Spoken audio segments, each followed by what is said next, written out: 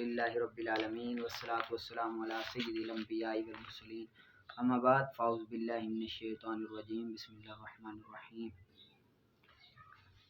آگے وَأَنْ ابی جحیفہ وہب بن عبداللہ رضی اللہ عنہ، حضرت ابو جحیفہ وہب بن عبداللہ رضی اللہ تعالیٰ عنہ بیان کرتے ہیں کہ میں نے نبی اکرم صلی اللہ علیہ وسلم کو مکہ میں دیکھا۔ نبی اکرم صلی اللہ علیہ وآلہ وسلم ابطح کے مقام پر چمڑے کے بنے ہوئے سرخ خیمے میں موجود تھے۔ سرخ خیمے میں چمڑے کے بنے ہوئے میں موجود تھے۔ حضرت بلال آپ کے وضو کا بچا ہوا پانی لے کر آئے۔ کسی کو وہ پانی مل گیا، کسی کو اس کے چھینٹے ملے۔ کسی کو وہ پانی ملا، کسی کو چھینٹے ملے۔ نبی اکرم صلی اللہ علیہ وسلم باہر تشریف لائے۔ آپ نے سرخ حلہ پہنا ہوا تھا۔ آپ کی پنڈلیوں کی سفیدی کا منظر آج میری نگاہ میں ہے۔ پنڈلیوں کی سفیدی کا منظر آج میری نگاہ میں ہے۔ آپ نے وضو کیا۔ حضرت بلال رضی اللہ تعالیٰ نے اذان دی تو انہوں نے حی علی الصلاۃ حی علی الفلاح کہتے ہوئے اپنے منہ کو دائیں اور بائیں طرف گھمایا۔ ٹھیک ہے۔ پھر نبی اکرم صلی اللہ علیہ وسلم کے سامنے نیزہ گاڑ دیا سترا۔ آپ آگے بڑھے تو اس نیزے کے دوسری طرف سے کتے اور گدھے گزر رہے تھے۔ انہیں روکا نہیں جا رہا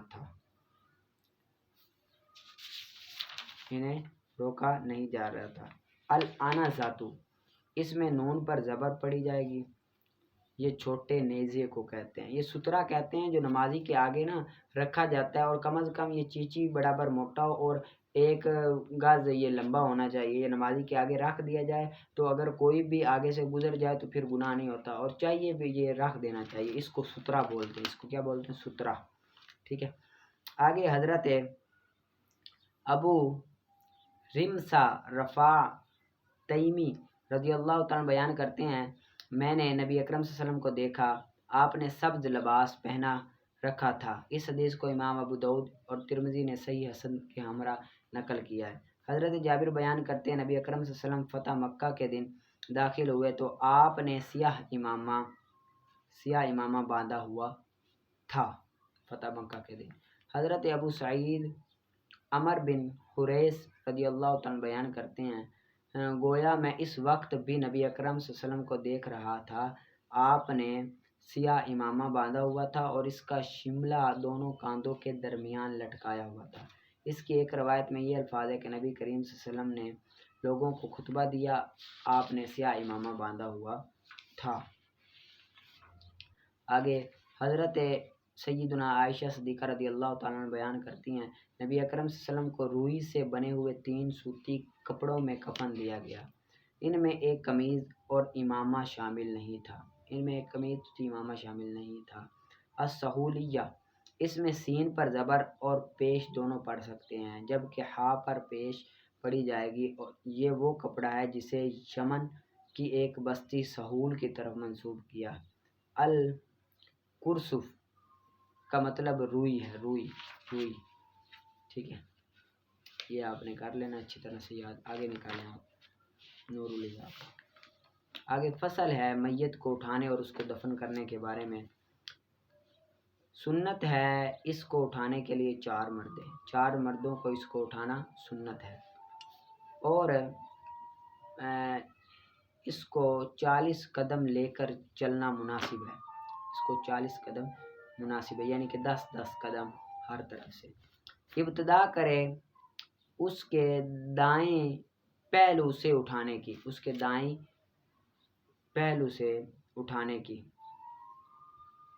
اس کے اگلی دائیں جانب کو اپنے دائیں کندھوں پر اٹھائے، اور اس کی دائیں جانب وہ ہے جو اٹھانے والے کی بائیں جانب ہوگی۔ اس کی دائیں جانب یہ دائیں کندھا ہوگا، لیکن جب لے کر چلیں گے تو وہ اٹھانے والے کے اعتبار سے کیا ہوگی؟ بائیں جانب ہوگی۔ ٹھیک ہے۔ پھر پچھلی دائیں جانب کو دائیں کندھے پر رکھے پر اٹھائے۔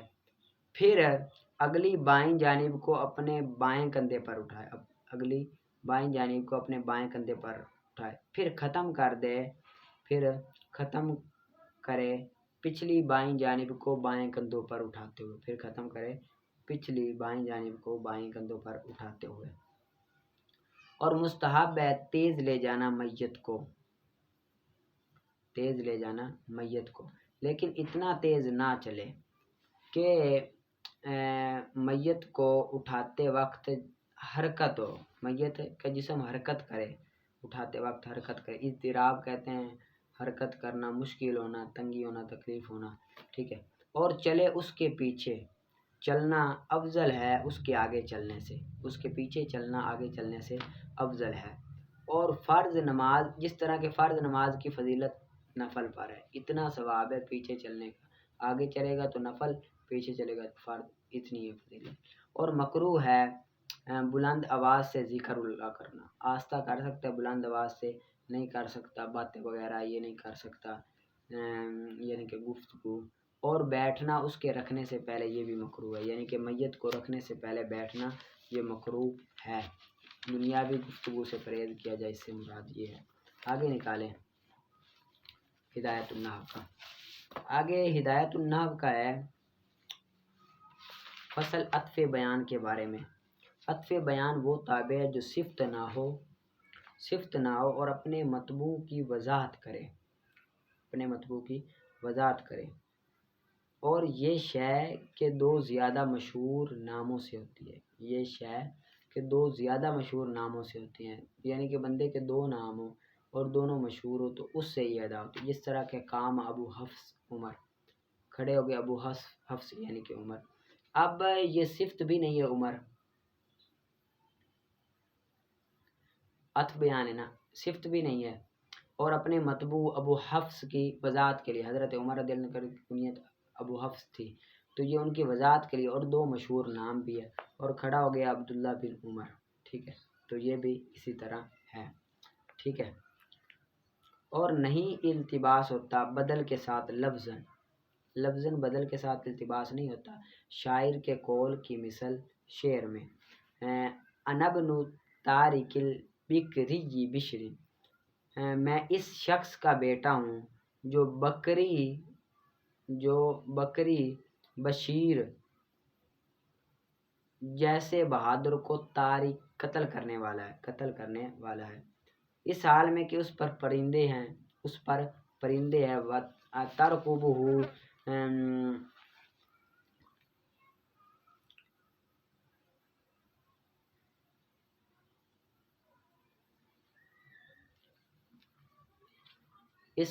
ترقبہ اس کا انتظار کر رہے ہیں، یعنی کہ اس کا انتظار کر رہے ہیں، اس حال میں کہ وہ وقوعاً گرنے والے، یعنی کہ مطلب یہ ہے کہ تھوڑی سی جان باقی ہے تو پرندے کی روح نکلنے کا انتظار کر رہا ہوں کہ روح نکلے اور ہم اسے کھا لیں۔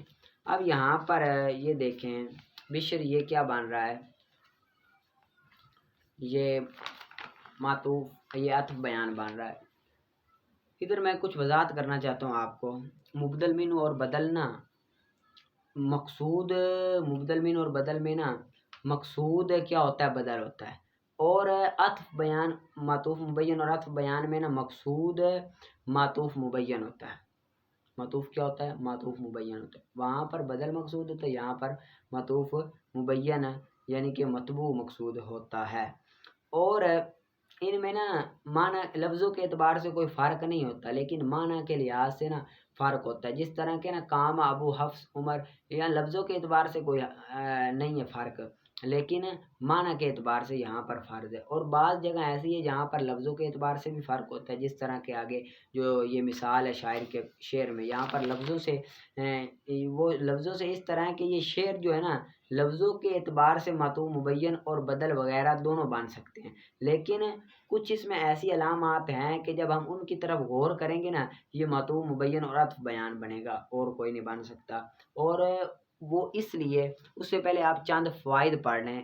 پہلا فائدہ تو یہ ہے کہ کلام عرب میں نا اگر صیغہ صفت معرف باللام ہو تو علم کی طرف مضاف نہیں ہوتا، صیغہ صفت معرف باللام ہو تو وہ کیا علم کی طرف مضاف نہیں ہوتا، ٹھیک ہے۔ جس طرح کہ الضارب زید، الضارب زید، یہاں پر الضارب صیغہ صفت معرف باللام ہے، زید کی طرف مضاف نہیں ہے۔ اگر صیغہ صفت معرف باللام دوسرے معرف باللام کی طرف مضاف ہوتا ہے، صیغہ صفت معرف باللام دوسرے معرف باللام کی طرف مضاف ہوتا ہے، جیسے الضارب الرجل، اب الضارب صیغہ صفت آگے الرجل معرف باللام اس کی طرف مضاف ہے۔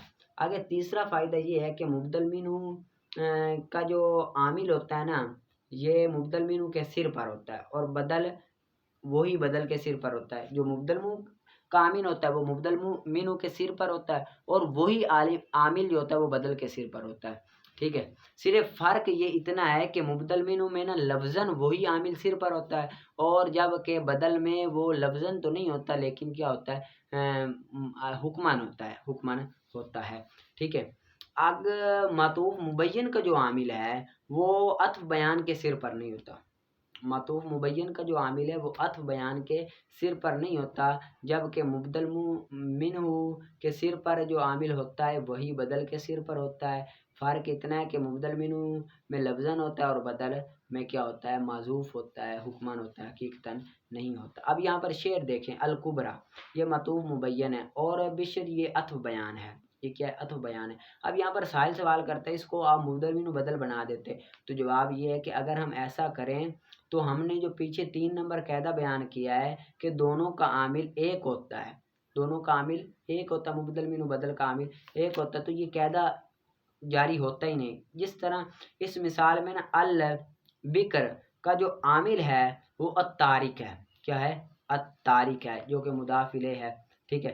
اور اگر یہی عامل بشر کا بنا دیں تو یہ تو ناجائز ہے، جائز ہی نہیں ہے، کیوں کہ الطارق یہ معرف باللام ہے، معرف باللام صیغہ صفت ہے، اور معرف باللام صیغہ صفت علم کی طرف مضاف ہی نہیں ہوتا، بشر علم ہے اس کی طرف مضاف ہی نہیں ہوتا، یہ جائز ہی نہیں ہے۔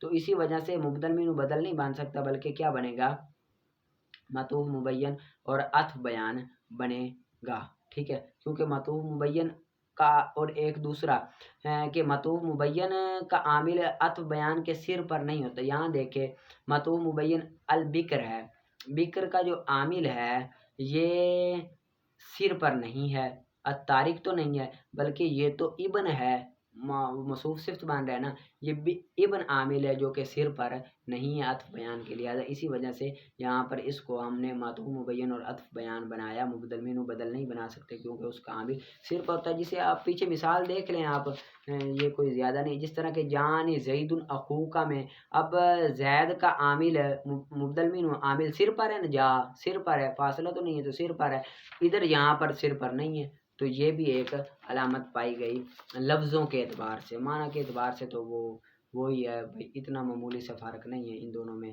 ٹھیک ہے۔ لیکن وہ مشہور ہوتے ہیں، دو مشہور نام ان میں سے دوسرا زیادہ مشہور ہو تو وہ مراد ہوتا ہے، جس طرح کہ ابو حفص اور عمر یہ دو ہیں اور دوسرا زیادہ مشہور ہے۔ آگے دوسرا کام عبداللہ بن عمر، اب یہ عبداللہ یہ نام بھی مشہور ہے، اور ابن عمر یہ بھی مشہور ہے، ٹھیک ہے۔ ابن عمر یہ مشہور ہے، یہ وضاحت کے لیے بطور لایا گیا ہے، ٹھیک ہے۔ اس کو آپ نے یاد کر لینا، اچھی طرح سے محنت کر کے نکال کر آنا ہے، ٹھیک ہے۔ پڑھا